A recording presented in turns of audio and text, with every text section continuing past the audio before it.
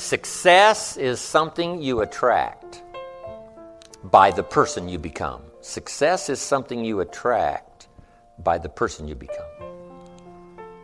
Success is not something you pursue, chase, run after. Success is something you develop, something you become. You attract success. Tomorrow we're going to talk leadership. Here's the theme of leadership. To attract attractive people, you must be attractive. To attract skillful people, you must be skillful. To attract committed people, you must be committed. So the whole key to unlock all the treasures, whether it's economic treasures or spiritual treasures, financial, social, personal, every way you can possibly think of, is by your own personal development. And then he added one more, which is so important, and it's probably worth the price of the seminar. Here it is. What you become is much more valuable than what you get. What you become is much more valuable than what you get. The major question to ask on the job is not what am I getting here? The major question to ask on the job is what am I becoming here? Not what am I getting, what am I becoming? So it's very important what you become. Because what you become attracts. If you become cynical, you attract cynicism. What you become attracts. So this whole subject of personal development was so vitally important to me. It changed my life. Every miracle in the Bible has one thing in common, just one thing in common. Trust me on this, I've studied it. The only thing in common, every miracle in the Bible begins with a problem. You never see a miracle in the Bible without a problem first. There's a problem and then a miracle. So what does that mean? Well, what that means is that when you have a problem, you're blessed because you're a candidate for a miracle. You see, the only person that has a problem is the person that doesn't have a problem.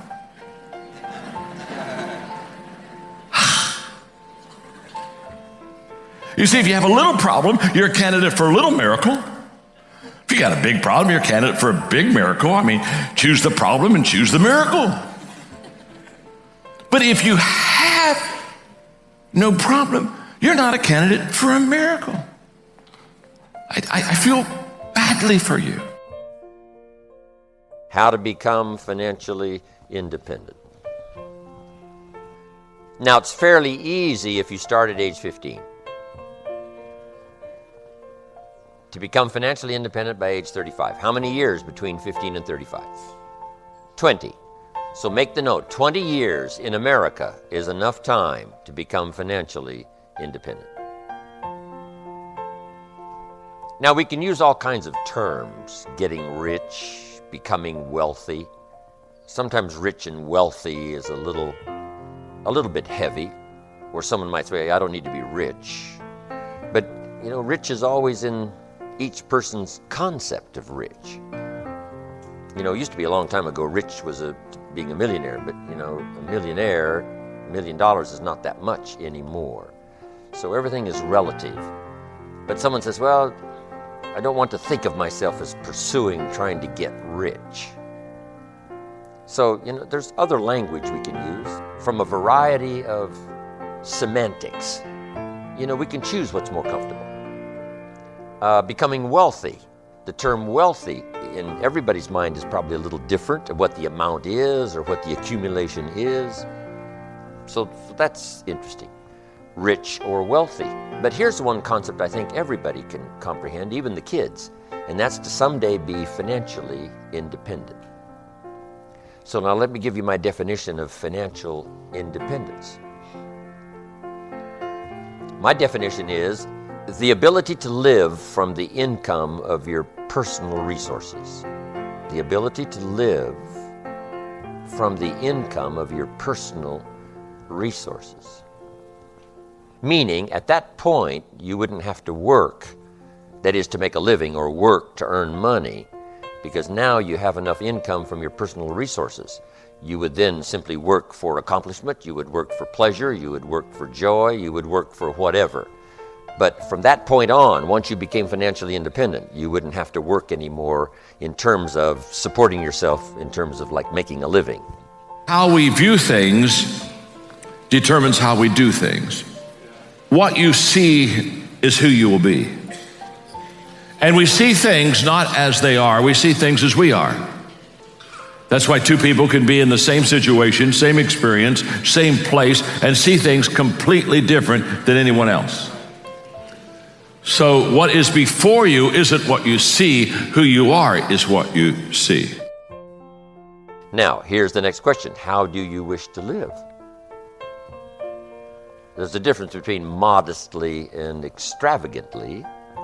If you wish to live extravagantly from the income of your personal resources, you'd have to have a lot more personal resource.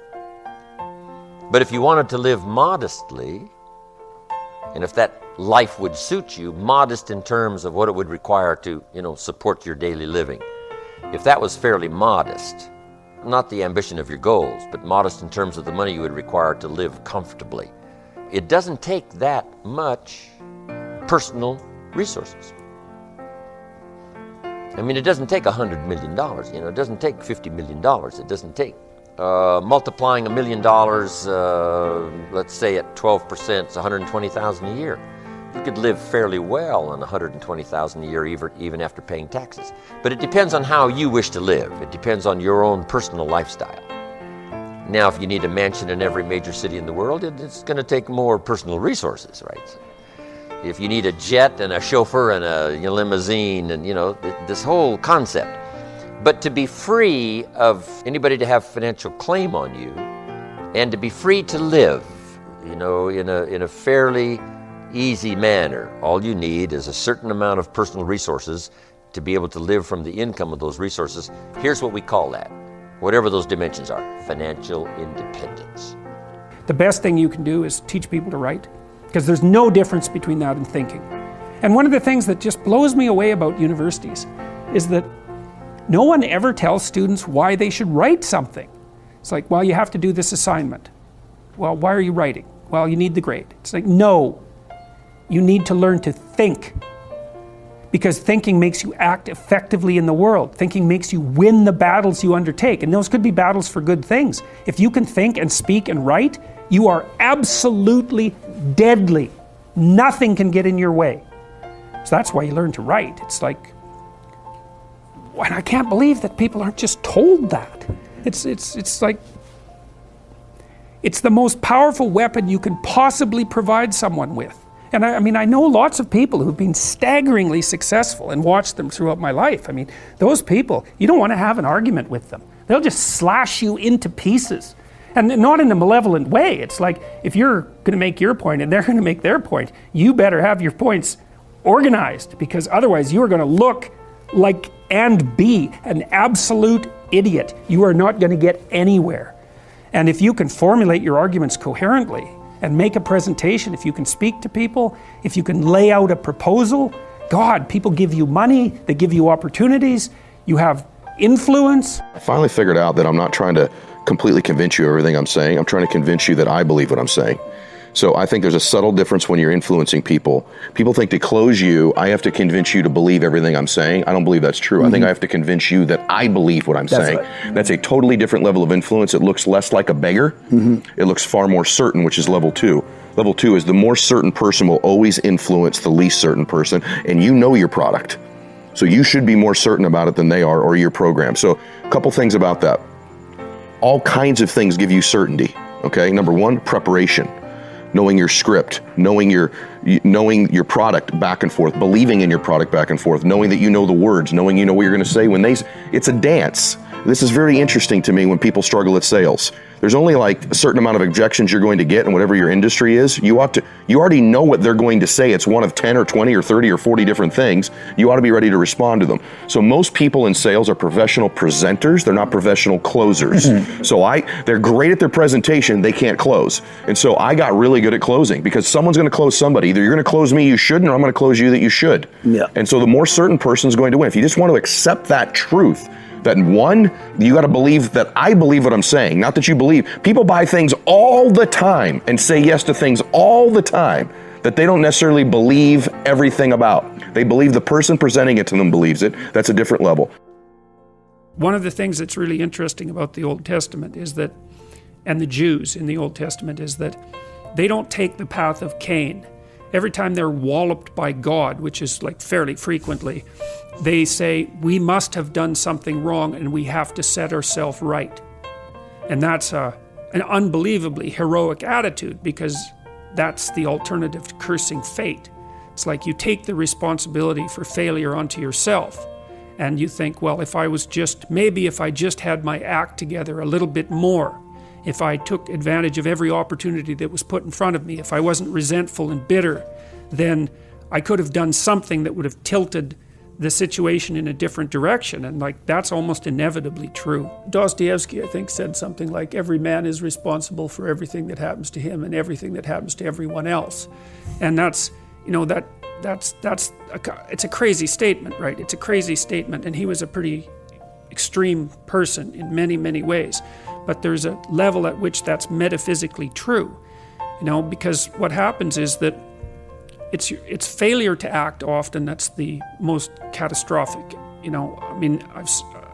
It's to not do the right thing when the situation presents itself, and it's very specific. You're constantly in situations where you could do the right thing if you were willing to take a risk that's actually of relatively moderate size, and you know that you could take the risk, and you know that you should take the risk, and you don't. And that happens to people all the time. And then what happens is the thing that they didn't oppose grows a little bit, and they shrink a little bit, and that starts a loop, hey?